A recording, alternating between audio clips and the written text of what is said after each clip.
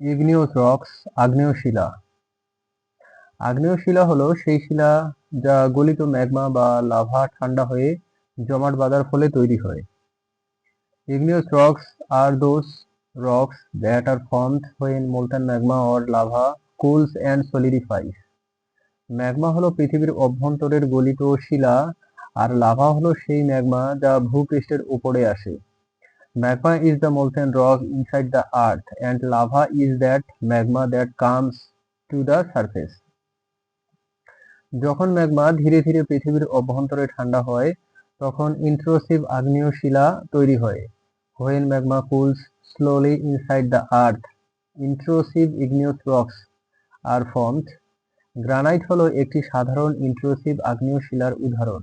Granite is a common example of an intrusive igneous rock.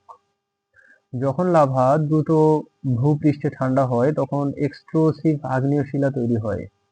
When lava cools quickly on the earth's surface, explosive igneous rocks are formed.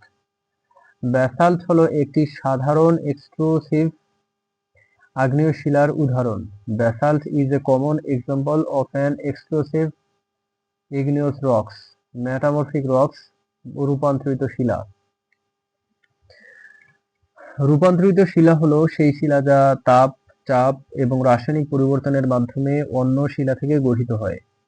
Metamorphic rocks are those rocks that are formed from when rocks through heat, pressure or chemical range. এই শিলাগুলো পৃথিবীর অভ্যন্তরে উচ্চ তাপ এবং চাপের মধ্যে তৈরি হয়।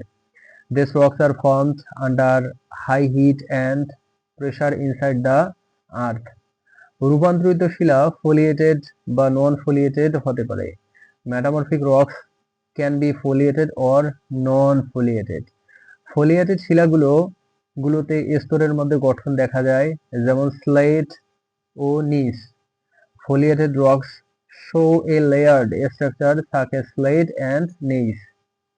Non-foliated শিলাগুলোতে স্তরের মতো গঠন দেখা যায় না, যেমন মার্বেল।